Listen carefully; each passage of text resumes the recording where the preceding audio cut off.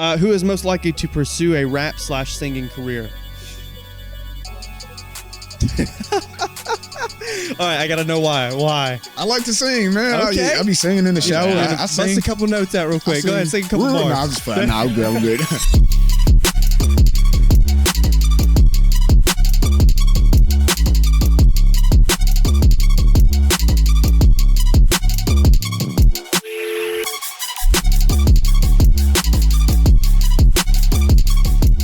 What is up, ladies and gentlemen? Welcome back to Knuckle Sandwich. I'm your host, Brendan Anderson. I'm sitting down with three killers today, and before that, we get to that, I would like for you to kill the subscribe button.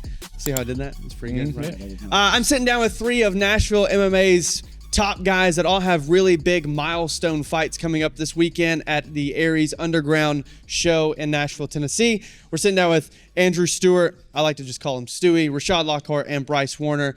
And yeah, this is going to be a fun one. And we've got big cutouts of their faces too that they don't even know what we're going to do with. So it'll be good.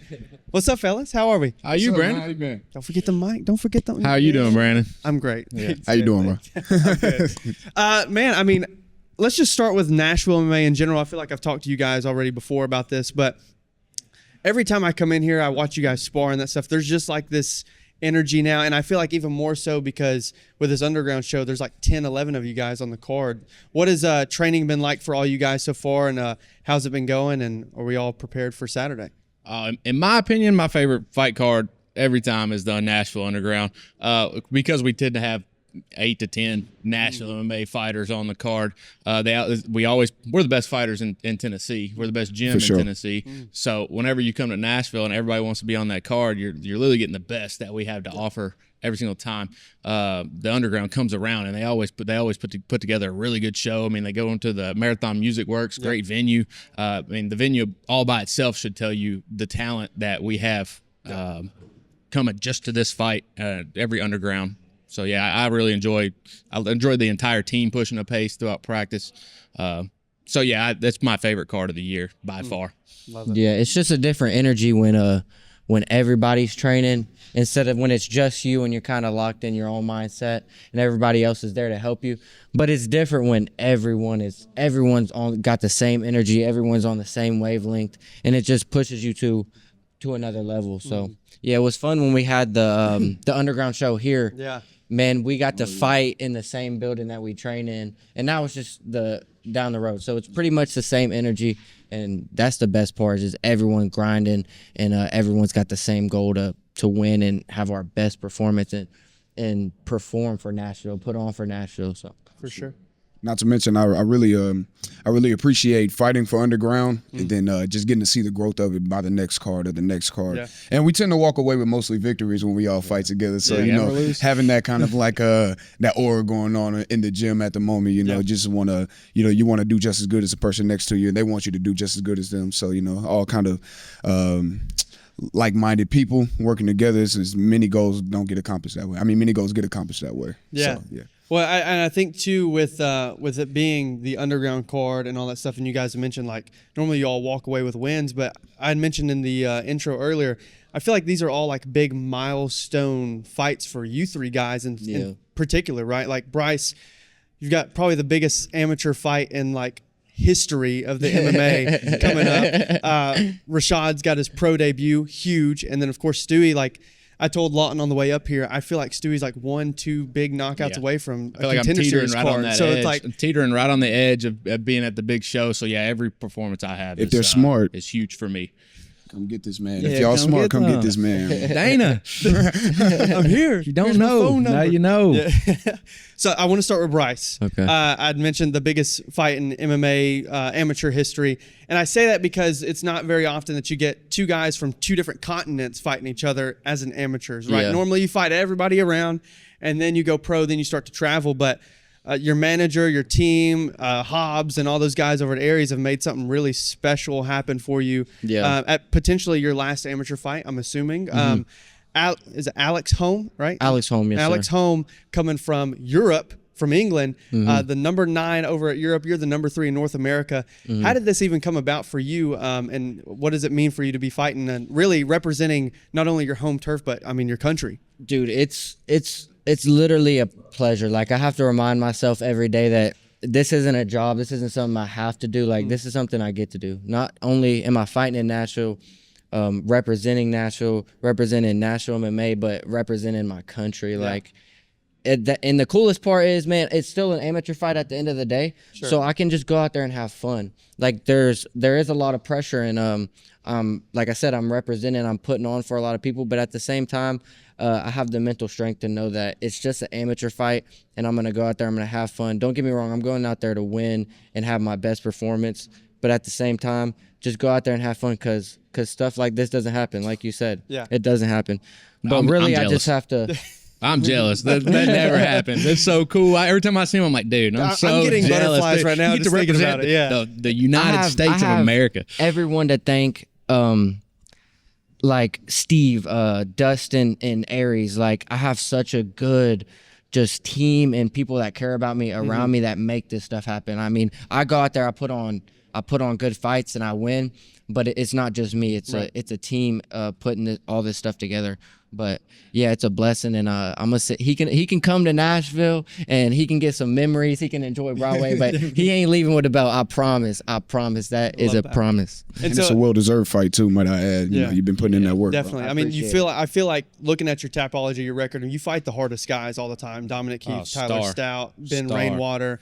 I mean, Luis Perez. And in that last fight with Perez, man, I feel like, number one, I saw a growth in your confidence. Like, obviously with Rainwater, I mean, the confidence here in Nashville at the Underground show was through the roof. But with that fight, you went onto his home turf, and you really showed some heart in that first round too, because he got you in that rear naked choke, man. I saw some drool coming out. I was like, oh, bro, no way. But you showed heart, you showed confidence. Is that going to be moving into this fight as well? Do you feel like you grew as a fighter after that fight? 100%, because, dude, like, only a fighter will know, like, when you're in the cage, and like sometimes, maybe it's just me, I don't know, but sometimes there'll be little thoughts that creep in your head, like negative thoughts, like, oh, I might lose this. But you have to have the mental strength to be like, no, to like change that in the fight, adapt, like in that moment. You have to have the mental strength to change that. And that's what I learned from that fight. Like, I was in a bad position, and he finished 5 of his last opponents before me with that same choke in the first round. And he had it in, man. It was a simple mistake on my side. I threw a spinning back kick, and he just like kind of wrapped around as I turned my back. So I literally, before that fight, I was like, he ain't taking me down. He ain't getting my back. So I don't care. Everyone kept asking me about the choke. It ain't going to happen. He ain't taking me down. He ain't taking me down. But I literally gave it to him. Yeah. But yeah, I just know that when the times get tough, I will adapt, and I'm going to refuse to lose. And if this guy's makes it as tough as he thinks he's gonna make it, then I know I have the heart behind me. I think my heart was stronger than Luis's arms that night. Love it. Well said. Dang. Well said. I like that. So Rashad, pro debut coming up. Yes, sir. Long awaited, I feel like. And I mean, like especially with your last 2 fights really combining for like 30 seconds total. Tell me a little bit about like this. I guess it's been a little bit of a layoff. I mean, 6 months or so since your last fight. Yeah, it's been a little bit of time. How have you been able to really adapt and grow moving into now being a pro? Honestly, man, just you know, the growth, and the growth is a byproduct of the hard work. So it's making sure I show up for the classes I need to show up for. Being the grappling classes, been getting up on my jiu-jitsu, got my blue belt. Nice. All right, very excited about that. And other than that, man, just staying focused. I had a fight with Thomas Grady scheduled prior to this one, so I kind of already like was heading towards like getting into camp mode, and then they pushed it back to December, so I just never really got out of it. Just making sure I stay consistent, and just through that, man, just constantly just keep making it a lifestyle instead of like a stagnant thing that I'm just doing for a while, you know, because I have a fight coming up. It's like, no, you know, I train every day, so just keep training every day. Yeah. So I looked at Grady's record, and I mean, 0-5 as a pro, it doesn't catch a lot of eyes, but he's a super tough guy. I mean, 3 of his 5 fights have went to decision, and he's never been knocked out before. And we know that you have the karate background, you've got the strikes, you got the power, you got the flashiness with the backflips in the cage and things like that too. So I mean, do you plan on you know, pulling out some of that striking, of course, in this fight and trying to be the first person to knock him out? Or are you going to show more of your game now that you're a pro? I guess I'm more akin to just taking what he gives me. You know, if he comes in there and he's insisting on trying to wrestle with me, then he'll just find out that I'm a pretty good wrestler. And if he wants to strike with me, then commendable.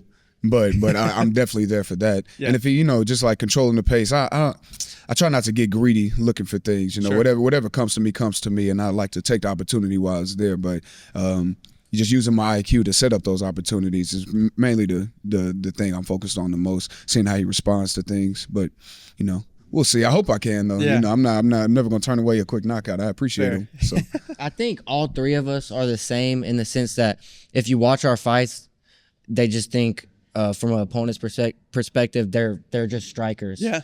But like we're striking because we know how to wrestle, we know how to keep it on the feet. And when that comes about, I think there'll be a lot of questions answered. But if you watch all three of our film, I think we're alike in the sense that people just think the game plan to beat us is take us down, but they're in for it. And we defend takedowns every fight. I feel like all three of us be defending takedowns, and they're like, "Oh, your strike is good." I'm like, "What about my takedown defense though? You didn't see that?" It's overlooked. Nice it's overlooked. Not as flashy, I guess. Yeah, but, not as flashy. Fair.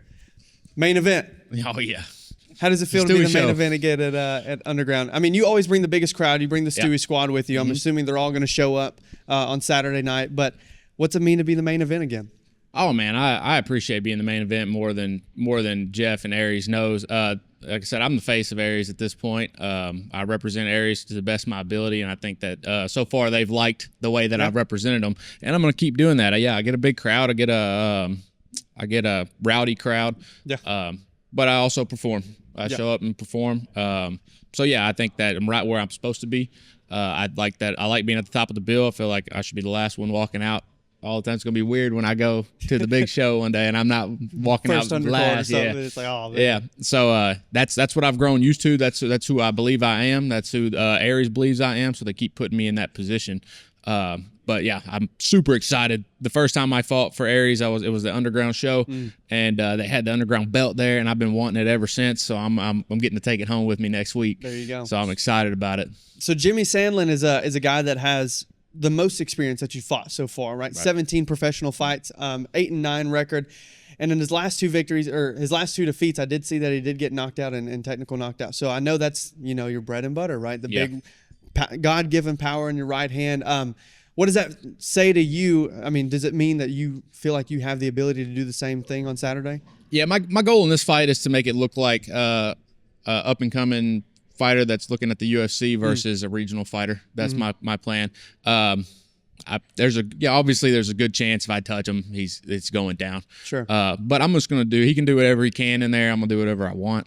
And if I decide I want to take him down, cut his face open with elbows, I'll do it. If I decide I want to take his neck home with me, I'll do it. And if I might accidentally knock him out before I even get to that point. So that's kind of how I see it going. I'm gonna take my time, get some good reads, and look like a composed fighter that can fight against anybody in the world. Because when I get to that level, I want to hit the ground running. I want to be able to compete with everybody in the world. And if that's what I'm trying to do, I need to dominate this fight in spectacular fashion. So the last fight of 2024 for you guys. What does 2025 have in store? As much combat as possible. Yeah. All right, I want all that. I need all that.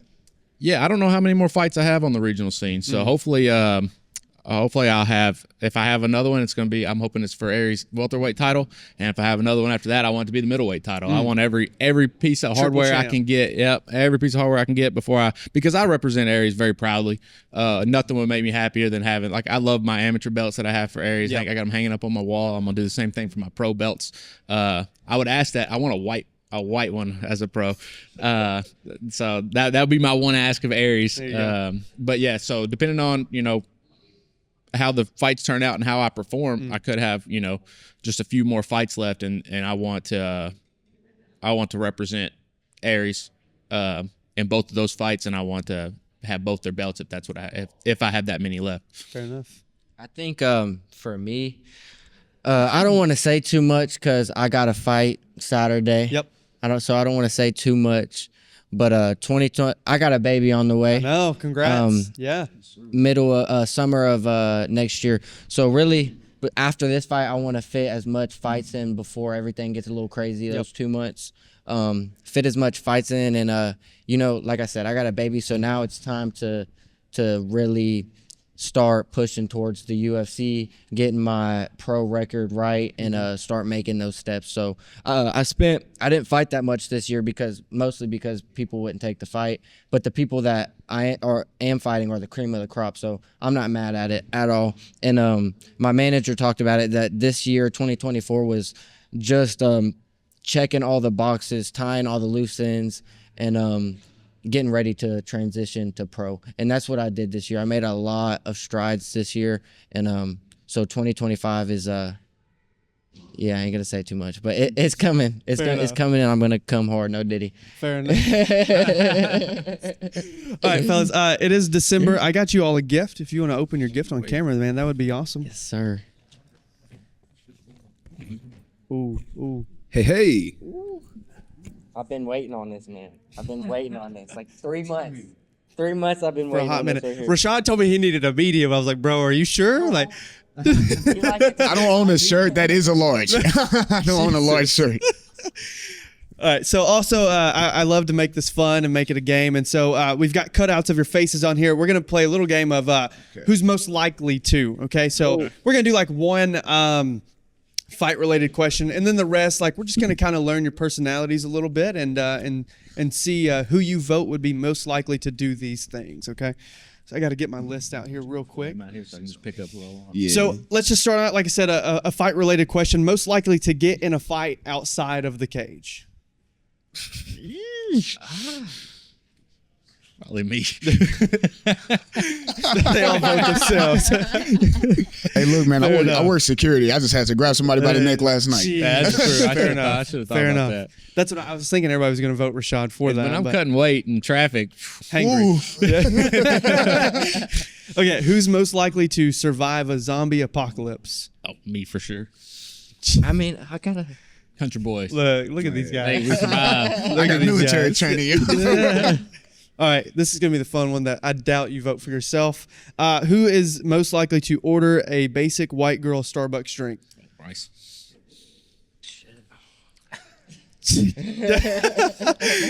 Bryce, what's your drink? What's your go-to? Caramel frappe.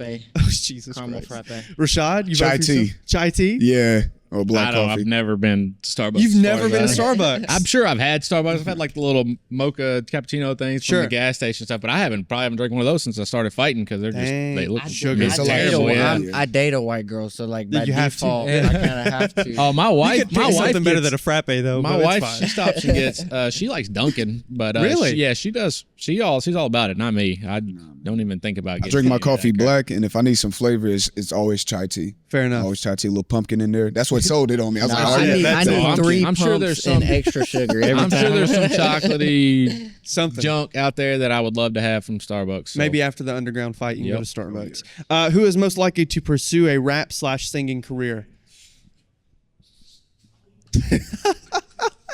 All right, I gotta know why. Why? I like to sing, man. Okay. I be singing in the shower. Yeah. I Bust sing. a couple notes out real quick. Go ahead, sing a couple bars. Nah, I'm just fine. Nah, I'm good. Yeah, I Rashad for sure. I sing when we spar sometimes. I just be humming to myself. There I you don't go. know, man. I like it. And I come out to Motown music all the time from the Okay, fight, so it's like. fair enough. You got Yeah, some he's probably the soul. only one of us that has like any rhythm and Fair. like I Y'all can, have I, flow I can in the see, cage, well, but I can outside. see Bryce being somebody at the club like shadow No, boxing, for sure. while his girl's like, damn, he's like, I can Yeah, dance, yeah. man. Like- I can dance. I think that's why I'm so good at fighting. Because growing up, I could dance. got the Like rhythm. I got it in me, bro. I I promise. sure. I got Yeah. that. Two Whatever left it feet. is, I got it in me. I promise. Who is? I know the answer to this, but we're gonna ask. Who's most likely to wear a crop top? Oh my goodness. Yeah. Where you at? Yeah, that's it. that's what I figured. Last interview you had one on. I'm surprised you haven't cropped the Rev Gear Dustin, shirt yet. Dustin implied that people don't like it. What? Yeah. Man. It's a All right, people think you problem. can make last it your one. thing. Who is most likely to be a mall cop? We all go with Rashad. The security background. I can't get away from it. Well, guys, if you have any shout outs that you want to give before we sign off here, the floor is yours. I think as a team, we should shout out Compass Human Performance. For Dr. sure. Howard, I mean, he takes care of us. Yeah. I'm going to put him to work next week, so I'm sure he's not going to appreciate that. But then I have the Ridge Chiropractic and then Proactive Spine Care, two of my sponsors that I really appreciate. And then Coast Carolina Pools, they take care of me as well. I have such a support system. I think all of them, but there's some people that, put into my fight camps? I have nobody other than people on the team. I got Steve Swedish, but specific shout out to Dustin, shout out to Tama, and shout out to Finn and Dedrick because they help me out a lot with my camp and my sparring rounds and stuff. Shout out to Tim for keeping my cardio and my weight under control, and just the entire gym for the morale they give me. Yeah, likewise, what he said. Shout out to Rev Gear. They give me all the clothes and the gear I need to look good and all that good stuff. So I appreciate them. My manager, of course, Steve Swedish, Aries, for just putting everything together and really being on my side. All my teammates, man, I love this gym. I love all my teammates, and we have something special here. And I think that's why we're doing as well as we are, because we're such a young team and we're all coming up together. Yep. And I think that's the coolest part. Shout out to all my family. My baby mama back home, and just the support system that I have is amazing, like a fighter. and I'm truly blessed. And most of all, shout out to Jesus Christ. That's my source of strength. Always. That is everything to me. That's above fighting. That's I can go into a fight with the peace of mind knowing that whatever happened is supposed to happen. And yes, sir. That's it. Love it. Well, ladies and gentlemen, you can catch these three guys December 21st at the Nashville Underground show at Marathon Music Work in Nashville, Tennessee. You're just not going to want to miss it. Them and like 7 others from Nashville MMA. It's going to be, yes, it's gonna be All electric. bangers, all bangers. Always good to see you, man. Yes, sir. Thank you, brother. Sorry, Thank you. Let's grab a quick. Yeah. Y'all can take it. Can I get these? Yeah.